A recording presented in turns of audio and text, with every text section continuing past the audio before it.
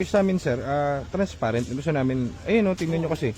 Ito kasi sir, yung paggasgas po niyan, pwedeng masave kasi, ano yan makinis kasi yan Kaso kapag yan nagkaroon ng, kunwari, maliit lang na bato, dahil nga yan, pinatong lang dyan sa ano namin, kailangan pa natin ipa-machine shop yun. Kumbaga, ang sinasabi namin, ito yung transmission. So, talagang bubuuin namin siya. Kaya naman namin, wala namang problem doon. Kaso gusto lang namin, alam nyo rin, para kasi mamaya, ang tawag dito, hindi namin kasi alam kung lahat ba nung nasa loob ng kotse is intact. Ngayon, kung as much as possible, kaya namin buuin nyo, walang problema kahit nakpikit. Yung sinasabi lang namin, at least malaman nyo rin na dinala sa amin yun ng ganun. Hindi, Oo. andun ako. Andun kayo. From morning to hanggang nagpunta si na Sir John. Oo. Andun po ako. Andun kayo. Okay sir. Ayun sir, sa amin, nakita namin, repairable. Yung kaya namin buhayin yun, ang matagal lang tayo doon sa machine shop. Kasi dadalhin na namin yun sa machine shop sir. Tapos, yung kinote ko sa inyo kasi, dadagdagan lang namin ng onte para doon sa transmission. I trust you. Kumbaga bubuin na namin siya. Matino pa yung kausap sa doon sa ano. Kaya galit na galit doon yung ano ko, yung son-in-law ko sa ano, hindi pumunta. Ako marunong ako magdiplomasya, ayaw ko mainit ang ulo. Kasi pagpasok ko pa lang doon, inano nila mga fluids. You know how much I spend sa mga palitan ng mga fluids. Sayang nga yung bayad dun sa ano sir dun sa... Walang pera.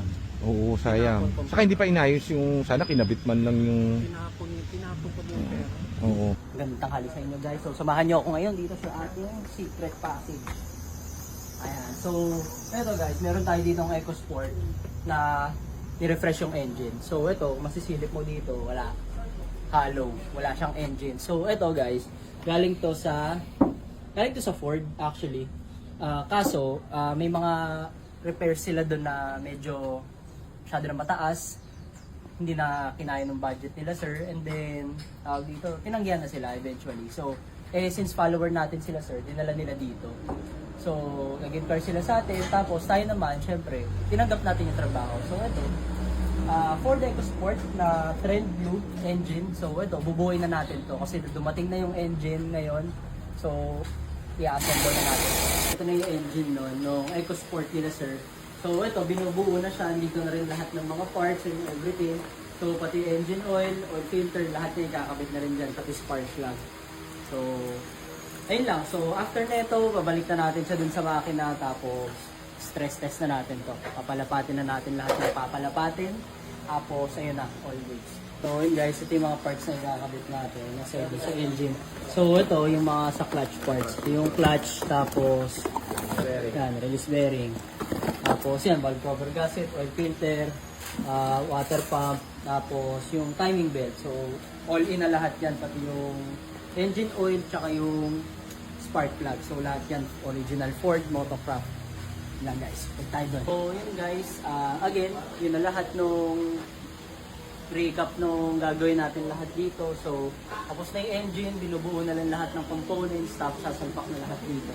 And then, papalapatin siya, and then, yun, okay na. So, ulitin ko ulit guys. So, kung bibili kayo na Ford lang din guys, encourage namin kayo, bigyan nyo ng chance yung shop namin para at least hindi kayo tulad dun sa mga iba na nakakabili sa marketplace lang, then after 1-2 weeks nagkaka-problem yung mga kotse nila. So running issue, ABS issue, engine issue, cooling system issue, lahat pa man yan, issue pa rin yan, masisira lang yung kotse nyo dyan.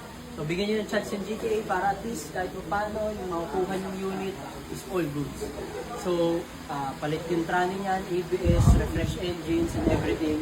So lahat yun guys, wala kayong magiging problema sa unit nyo pag dito sana kayo kumuha ng unit. So yun lang guys, call, text, or walk-in for more para makita nyo lahat ng pets. Thank you.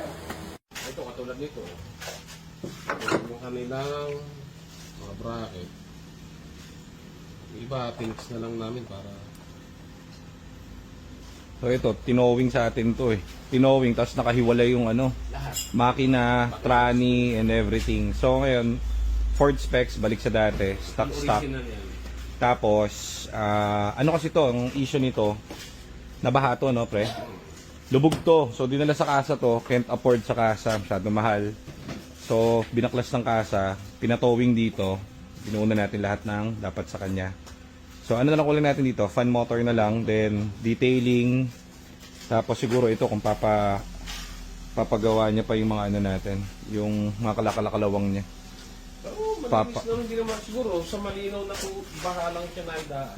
Eto. Kasi ano eh, yung tambutso niya hindi nag-inusok. Kasi kung putik yan, mag-uusok yan. Hindi, ang nangyari dyan, pagdala raw sa Ford niyan, may alaming may-ari sa ano kotse, parang ano yung ano niya, yung anak-anakan niya, yung anak niya.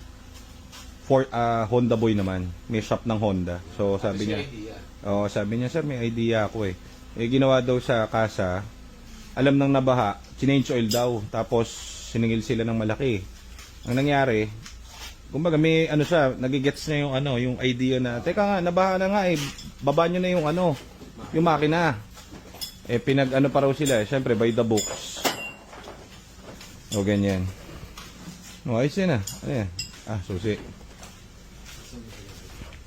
Jump start muna natin tong kay sir. Tapos, ito yung tinowing. So, tinowing to, lasog-lasog.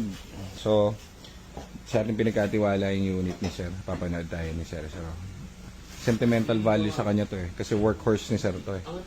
So, ngayon, magiging happy na si sir kasi buo na yung kotse niya. Everything, ganda ng, kumbaga para siya nakabagong engine dito. Pinalitan na rin namin yung clutch na ito. Clutch, buo pre no? Set ng clutch niya, palit na kasi para isang payment pa lang si sir, di sayang yung labor niya. Kasi nakababa na rin naman yung ano niya, yung tranny niya. Parang ganoon. So ito sir, ma-under na. Ano na lang to. Tutuning na lang to, tapos titignan yung mga ano niya, temperature. Pero all goods na itong unit mo. Para ka nang, kaso nag-request siya, papadetail para natin to kasi nga yung bahan niya ito parang ganyan.